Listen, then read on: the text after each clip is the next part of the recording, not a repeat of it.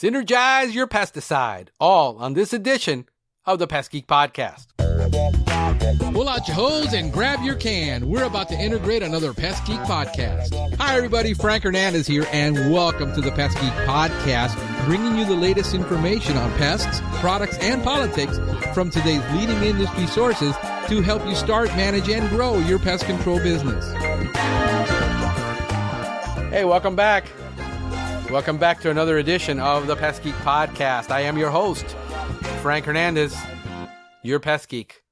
And we're going to be discussing Synergist on this edition of the Pest Geek Podcast. Hey, welcome back. Synergists have been around for a very long time, over 50 years. And a lot of people don't know about them. A lot of people don't use them.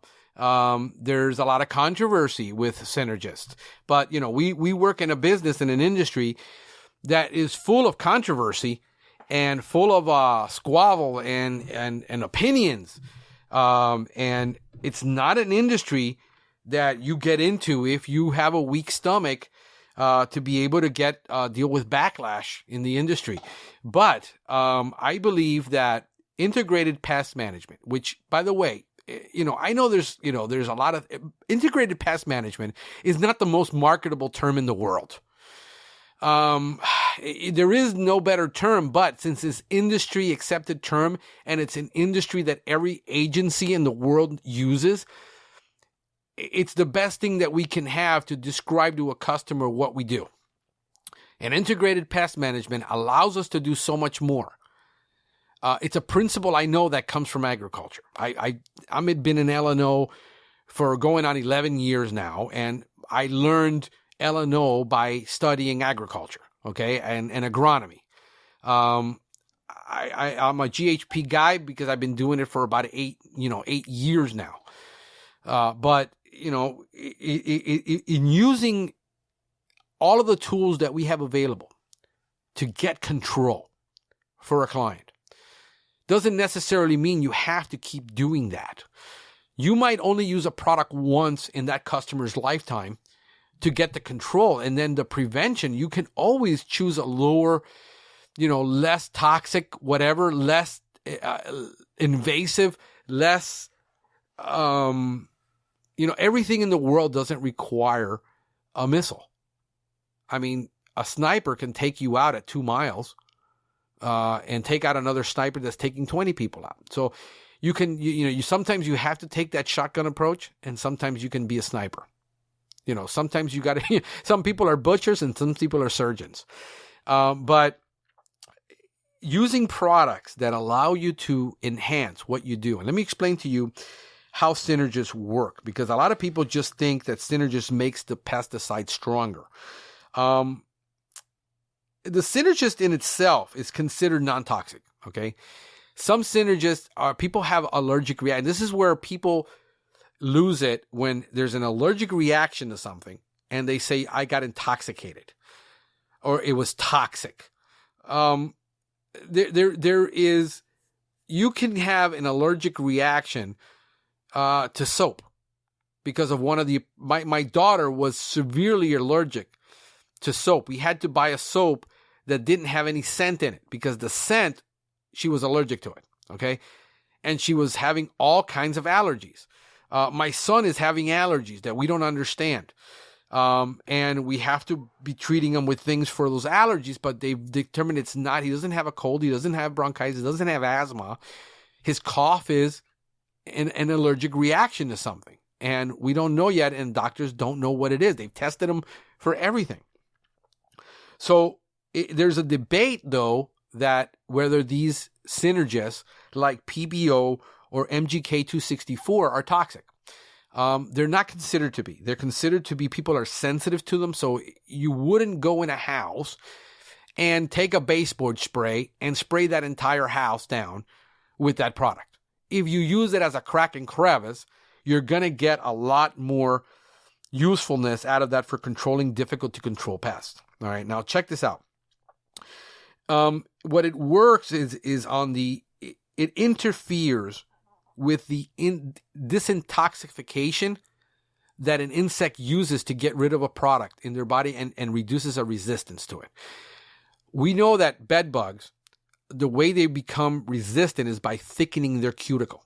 Okay, if we can ever find a product like an RGR that actually works really well for a bed bug, that would be that actually causes them to reverse and thins out their cuticle versus allowing them to thicken it would be the secret to getting, I think, bed bug control. I think people in the industry know this. I'm not, like, oh man, this guy's, a really good thinker. No, it's, this is what happens if you can find a reversal for it.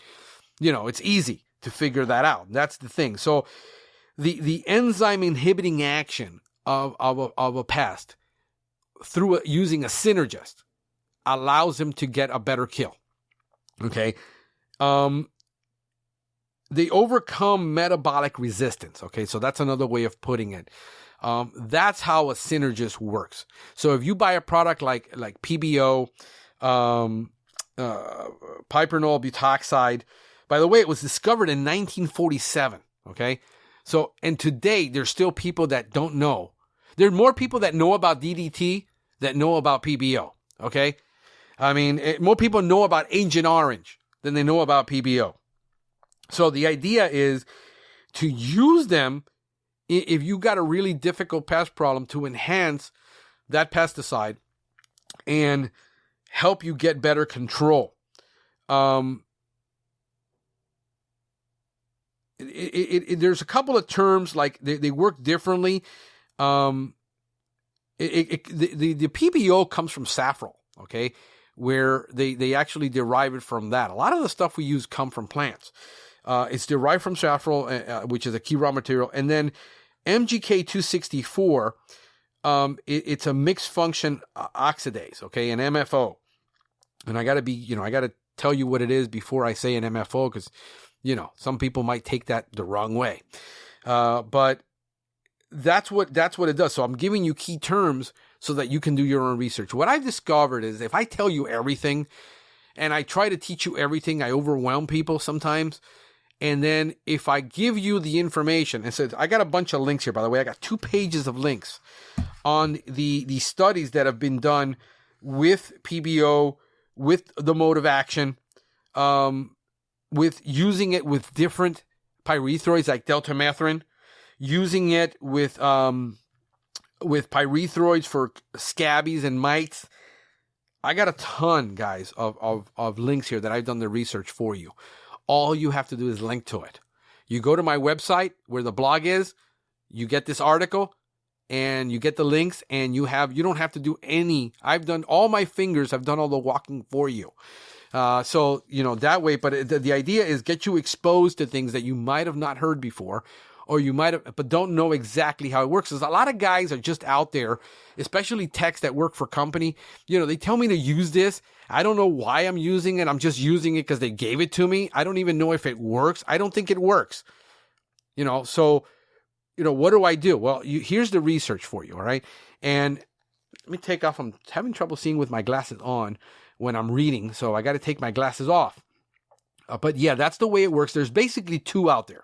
All right, that's it. There's PBO and MGK264, and that's really the way they work. They help overcome resistance to the pyrethroid. It enhances that pyrethroid in a way that they don't become resistant to it. And that's another thing that people say, it enhances the chemical. You can use it with a lot of pyrethroid. You can also use it with neonics, non-repellents.